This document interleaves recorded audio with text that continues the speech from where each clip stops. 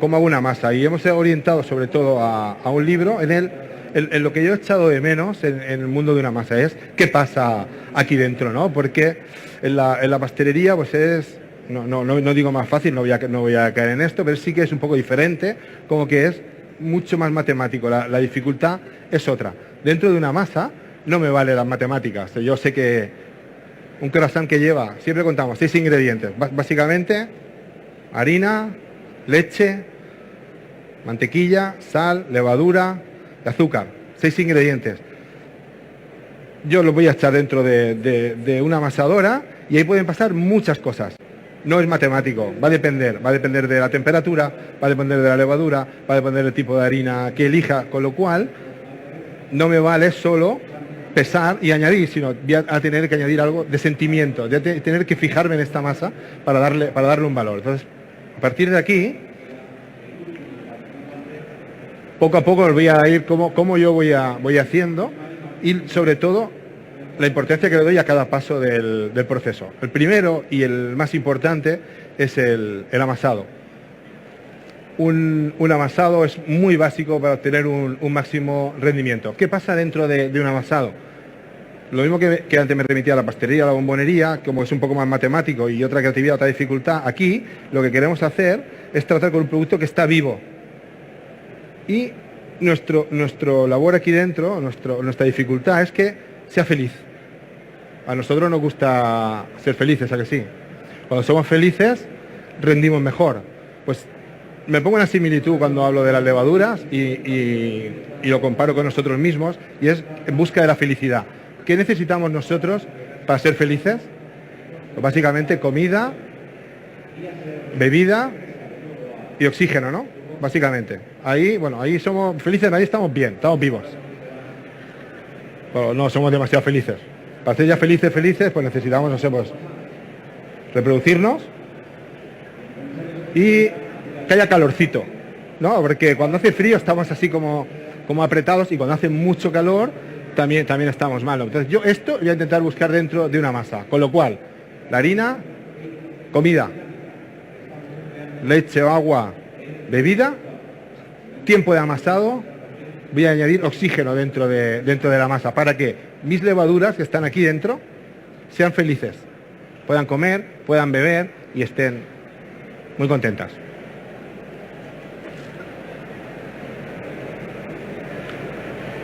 Almidón, hidratos, agua, oxígeno, todo preparado. Proceso mecánico, desarrollo de gluten, transformación de almidón, hidrato de carbono, bla, bla, bla, bla, bla, bla. Bueno, aquí lo que empezaremos siempre por un proceso mecánico, porque el gluten, cuando hablamos del gluten, ¿qué es el gluten? El gluten es una proteína que tiene dentro de la harina. Si voy muy deprisa me decís, porque como tengo poco tiempo y quiero contar tanto, igual al final me enrollo, ¿vale? ¿Sí? Volumen, sí, hola. Está buena pregunta esta, me ha gustado. ¿No? Gluten.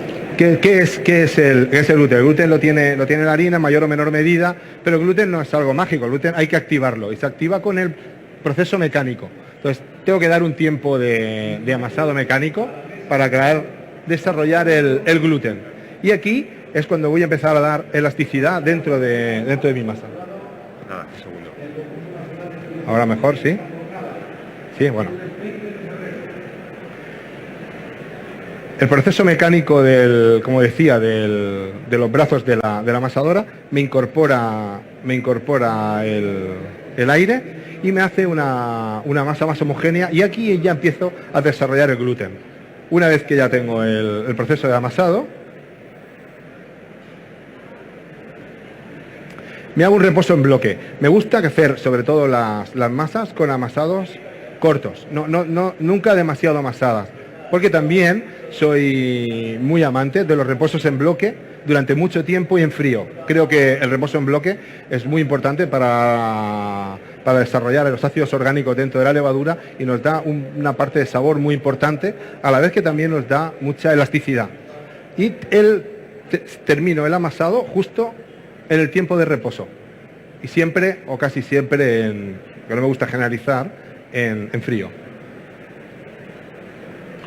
Bueno, Pues cuando tengo una masa acabada, si no, todavía no he laminado, lo que tengo es una masa tipo brioche, tipo bollo, que tengo un compendio de ingredientes que han fermentado, que he desarrollado su aroma en el frío, lo pongo a fermentar, lo cuezo y tengo un tipo de brioche así. Con un alveolado muy abriochado.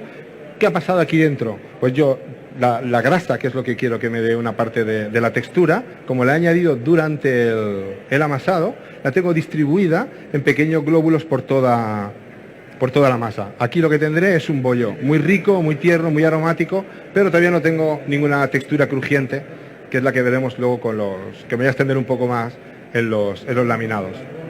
Les tengo, ¿veis? Bien repartido por toda la masa, bien doradito el azúcar.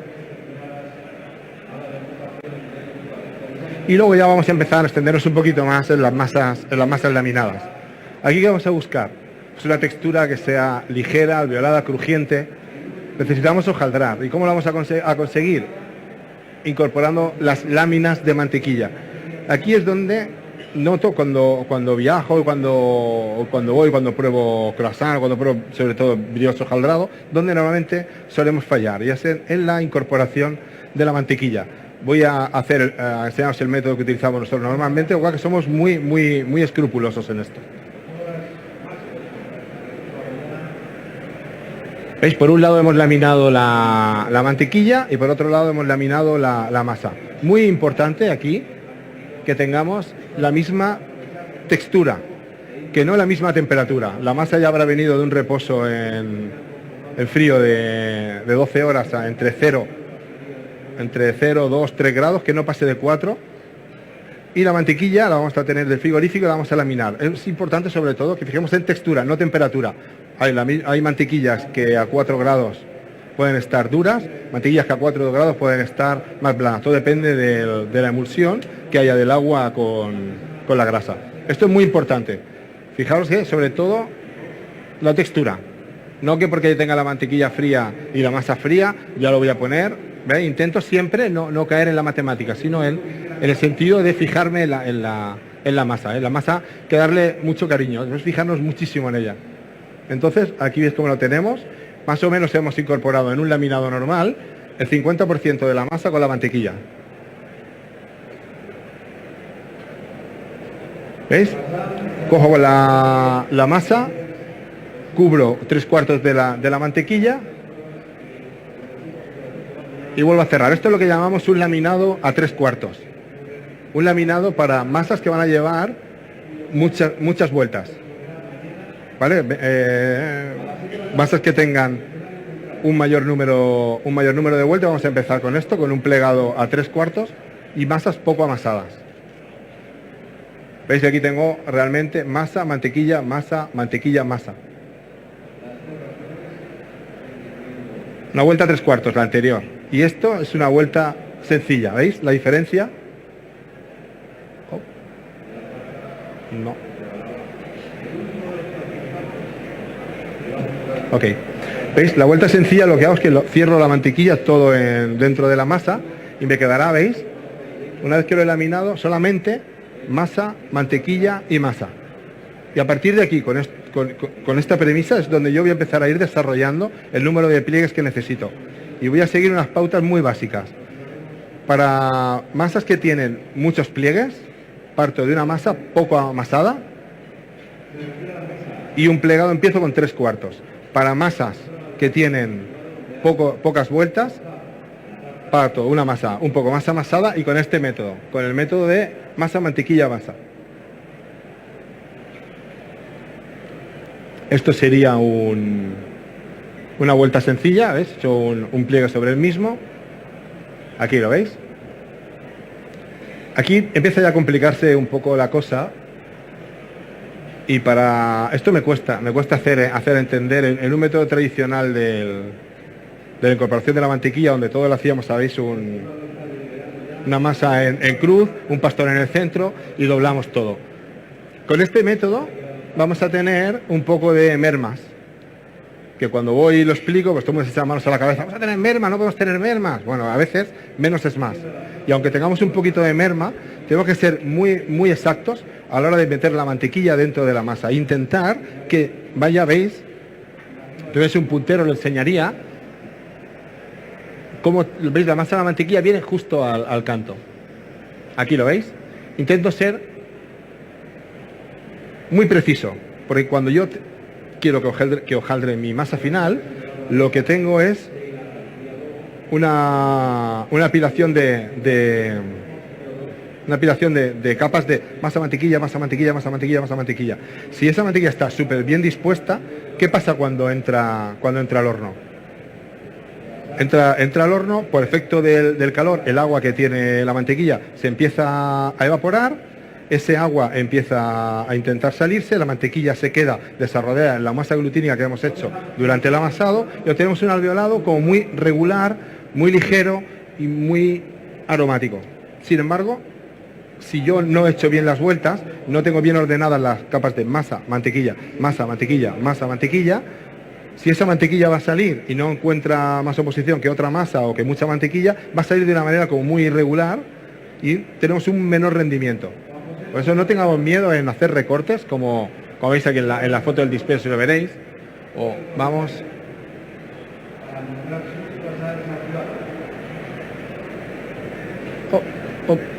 Bueno. Aquí. Muy bien dispuestas las capas, sobre todo muy ordenados.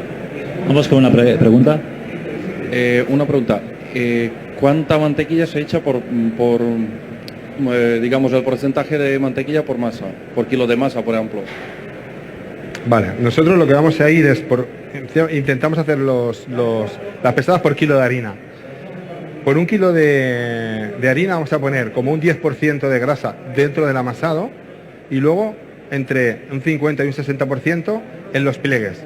¿Qué me lleva a elegir a mí a qué masa pongo medio kilo o qué masa pongo 600 gramos? Pues depende de la mantequilla que utilizo. Si yo utilizo una mantequilla de 82% más húmeda o menos seca, tengo mucha más agua libre. Al tener más agua libre, ese agua cuando entre al horno y empieza a desarrollar, va a tener un alveolado como mucho más ligero. Entonces, si tengo una mantequilla con más agua, pongo más mantequilla. Si pongo una mantequilla con menos, pongo menos mantequilla.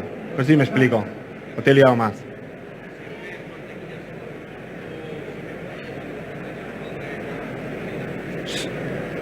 Para bollería, siempre mantequilla sola.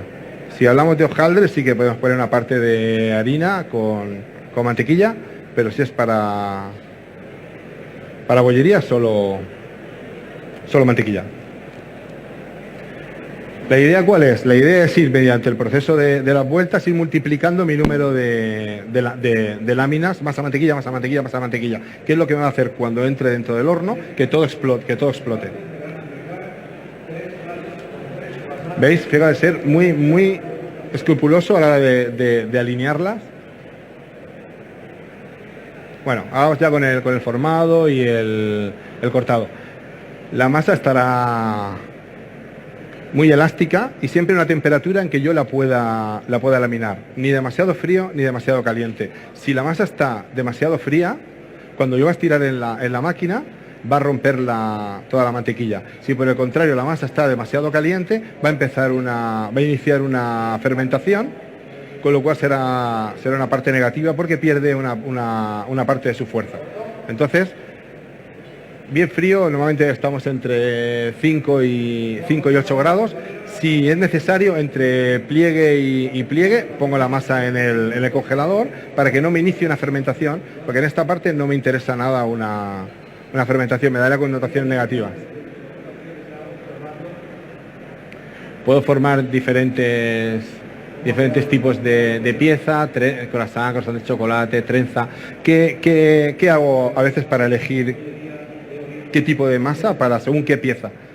Normalmente, y no es demasiado exacto, pero sí que me dejo llevar para piezas que no tengan relleno, piezas pequeñas que las quiero como más alveoladas y más ligeras, una vuelta sencilla y una vuelta doble. Sin embargo, para piezas que son piezas grandes, piezas con relleno, piezas que tengan que soportar más peso, me iría a 3 vueltas sencillas. Sabes que al ir multiplicando las piezas, una vuelta sencilla y una doble, que es la que hemos visto aquí antes. Esto sería una sencilla y una doble, veis que tiene 4 placas. Esto tiene mucho menos número de vueltas que cuando vamos a 3 sencillas. Cuando vamos a 3 sencillas he multiplicado mucho más el número de vueltas, con lo cual tengo mucho más de capitas que van a ser mucho más resistentes a la hora de soportar un relleno y una cocción un poco más larga. Por contra, aquí vamos a obtener piezas más ligeras, pero más frágiles, mucho más difíciles sobre todo de transportar.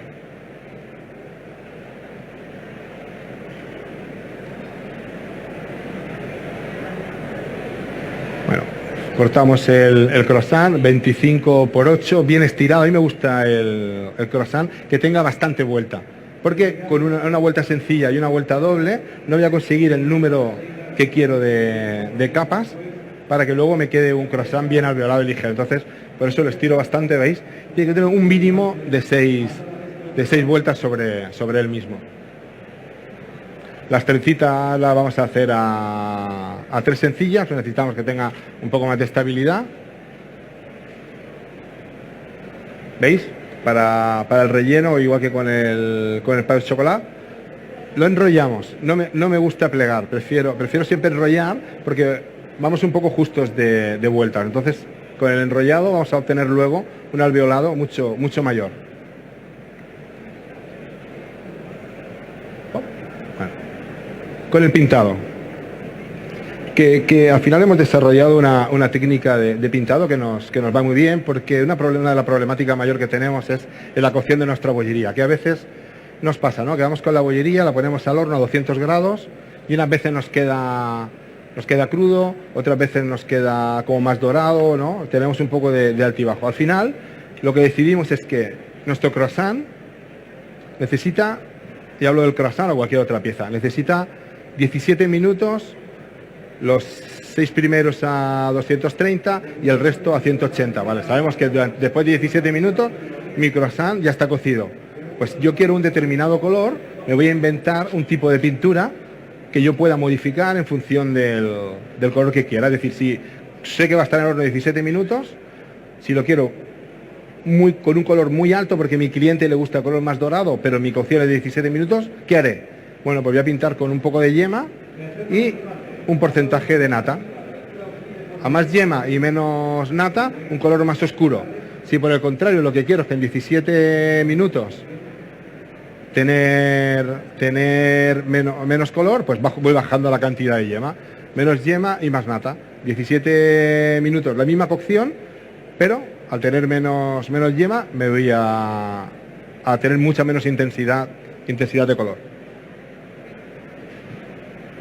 Es una idea que vamos utilizando desde hace años y la verdad que nos va bien porque vamos regulando la intensidad del color.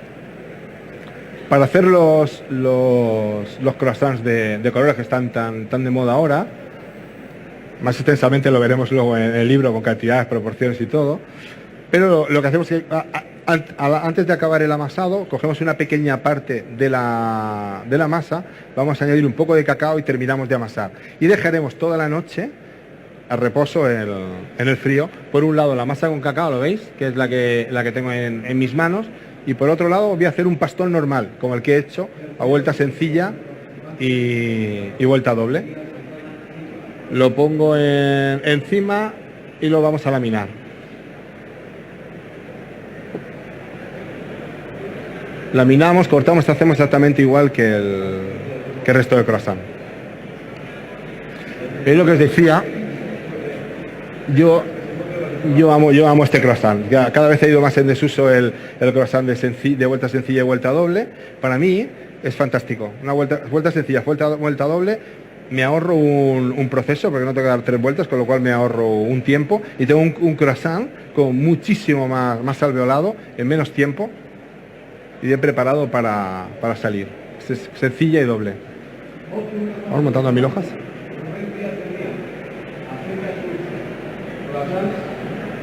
Lo que os decía, piezas grandes, piezas que necesitan relleno.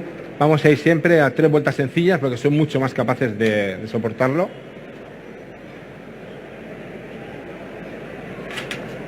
Es el alveolado de la napolitana, del carré de manzana. Bueno, con esto más o menos hemos acabado con el tema del laminado. ¿Tienes alguna pregunta? ¿Una sola? Sí.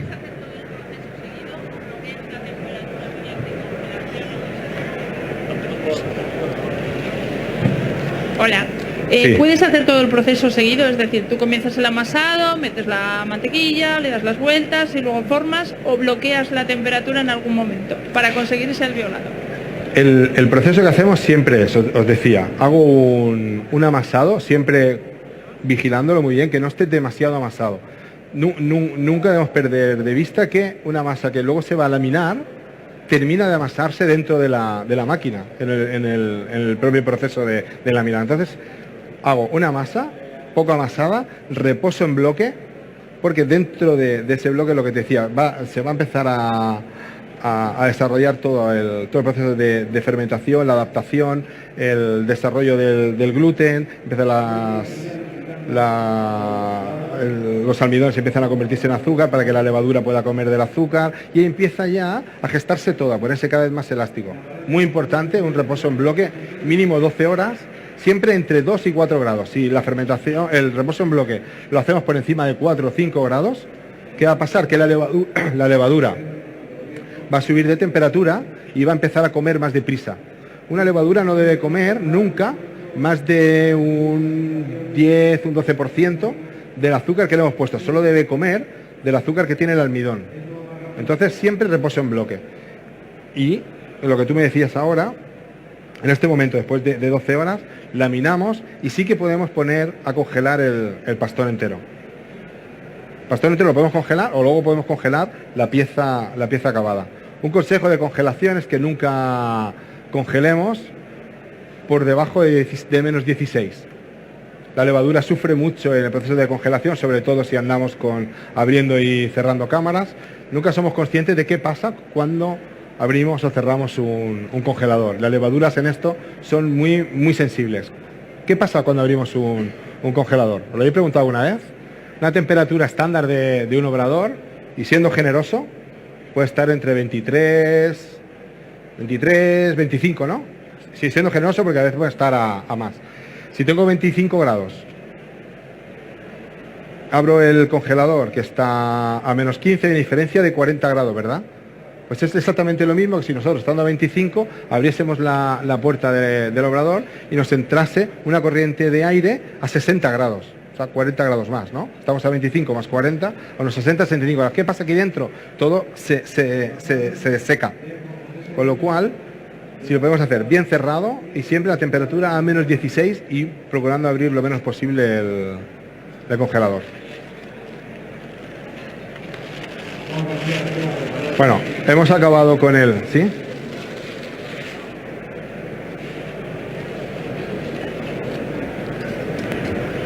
Y entonces, para lo que es abatidores, ¿qué opinas?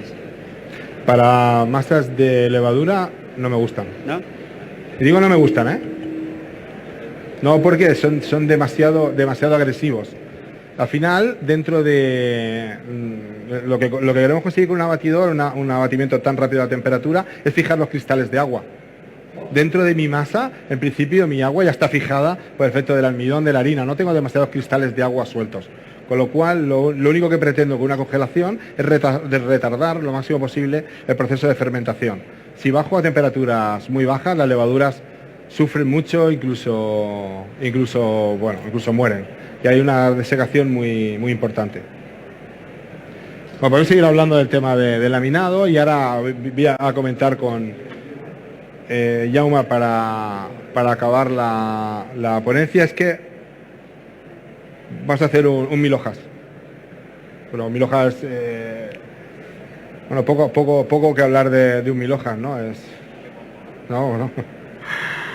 Mil hojas yo creo que es el pastel más consumido de todo el mundo. Hay una curiosidad que, si sabéis, el mil hojas en Rusia y en Japón en Rusia y en Estados Unidos se llaman igual. Se llama Napoleón. Y en todos sitios se hace más o menos igual. Nosotros, con un proceso de evolución después de años, bueno, hemos elegido un mil hojas que hacemos solo con hojaldre invertido y una crema pastelera muy líquida.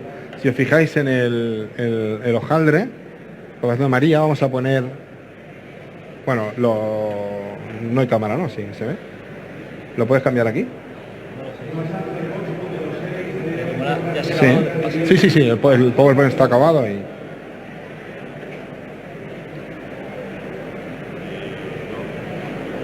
Ya está. Bueno, si no se puede, yo os lo explico como pueda. Dentro de Dalúa y con el paso de los años empezamos a trabajar con 1000 hojas. Bueno, 1000 hojas siempre hemos hecho, desde mi abuelo hacía 1000 hojas, mi padre también, yo también hacía, y un poco el proceso que seguimos con esto fue casi lógico. Empezamos con un hojaldre hace 25 años un hojaldre de margarina y una crema pastelera donde solo le poníamos agua y harina, básicamente.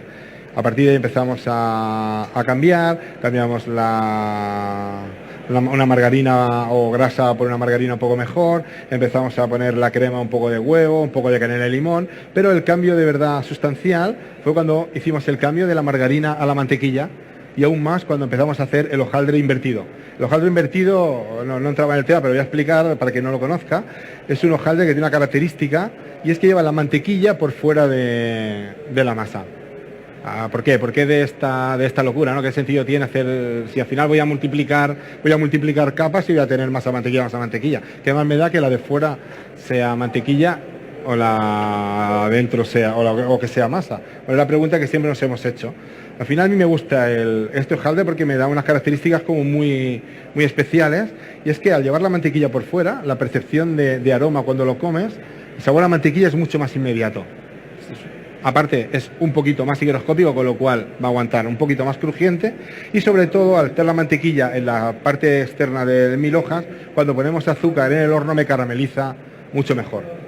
Bueno, pues el cambio sustancial fue cuando empezamos a pasar de margarina a mantequilla y de mantequilla al hojaldre invertido, y aquí empezamos a caramelizar. Solo caramelizamos a una cara, no a dos. Estamos caramelizando solo a una. Y luego hacemos una crema pastelera con vainilla, también muy ligera, muy suave, muy poco cargada de almidón, pero que por contrapartida es muy líquida, muy húmeda, que lo que nos hace es que nuestro 1000 hojas no dura prácticamente más de 2-3 horas, que es lo que ya me hacía referencia a que hacemos este tipo de pastelería ahora lo más cercano a una pastelería de restaurante. Sí, dime.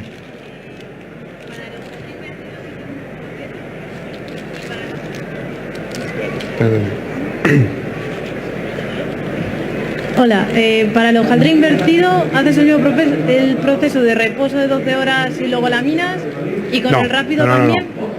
En el hojaldre invertido hago un proceso de reposo, pero no porque necesite que se reproduzcan los ácidos orgánicos de una fermentación, sino simplemente por temperatura, porque voy a trabajar la mantequilla con la harina, con la grasa, se va a hacer muy blando, y luego lo voy a pasar por el frío solo para que se enfríe. El proceso que hago es el mismo que hago con la primera vuelta a 3/4, os decía que mucho laminado. Empezamos con una vuelta a 3/4, luego una sencilla doble, luego una sencilla y luego una sencilla doble. Esto para un hojaldre estándar. Si lo que quiero es un hojaldre que tener mucho volumen, ¿qué haría? Por un hojaldre de mucho volumen, menos vueltas. ¿Por qué? Las capas de mantequilla, esto funciona más o menos igual en la bollería que en el hojaldre.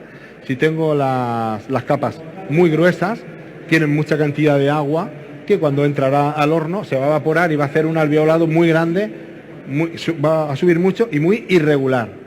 Si por el contrario quiero un alveolado muy regular, iría a un número mayor de vueltas, por ejemplo 6 vueltas, o 6 vueltas sencillas o 7 vueltas sencillas. ¿Solo vas a montar una?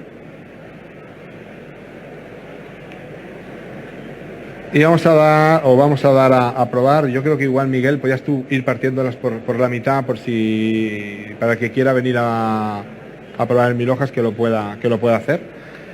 Pues lo mismo, o sea, con un hojaldre que quiero que levante muy regular, muy uniforme, un mayor número de vueltas, 6-7 vueltas. Y a partir de ahí yo tengo que buscar mi equilibrio en lo que yo quiera hacer. hojaldres con relleno, más vueltas, igual que el croissant, porque un número de vueltas con un alveolado mucho más pequeñito es más capaz de soportar un relleno. ¿Cuándo es posible consumir un 1000 hojas de Dalúa? ¿Qué nos explicas Sí, bueno. esa particularidad también? Me está costando muchas críticas, pero bueno, me mantengo firme en mi creencia de que el cliente coma en 1000 hojas como a mí me gustaría comérmelo. Que es lo que me estaba preguntando Jaume. Me está costando críticas en TripAdvisor, me ponen fino por aquí, fino por allá, porque solo hacemos 1000 hojas, sábados y domingos de 12 a 2. Nada más. Solo. Entonces, claro, que se está vendiendo cada vez más, una venta importante, el cliente viene, quiere y no entiende que llegue un sábado por la tarde, un domingo por la tarde y al final no tenga 1000 hojas, pero bueno, la idea de esto es que lo puedan comer como a mí me gusta comerlo. Es un hojaldre muy finito, muy higroscópico, con una crema muy líquida, muy blandita, que lo que va a hacer es que el momento que entra en contacto el hojaldre con la crema, lo va a humedecer y lo que decía, le damos 2 horas de vida. Entonces, ¿por qué hacemos sábados y domingos a las 12 a 2? Porque es la hora más cerca de la hora de comer. Con lo cual, vendemos más 1000 hojas que de todos los demás pasteles juntos, pero muchas más, solo sábados y domingos de 12 a 2 y nunca hay. Porque tampoco está en la vitrina, está dentro en la cocina o el obrador y a medida que el cliente viene, lo vamos dando. ¿Cómo hacemos? ¿Aquí hay alguna por si quieren probarlas o hacemos número? Pero no contábamos con esto.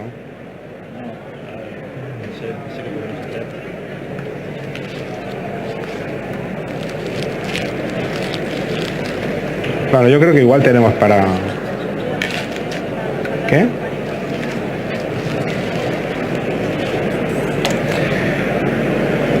Para ir pasando a...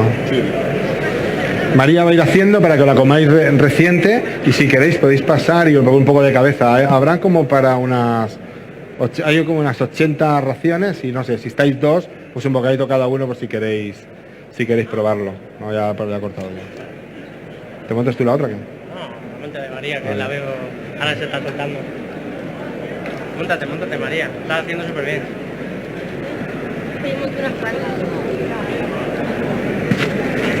Agua, ¿no? Agua. Creo que está bien.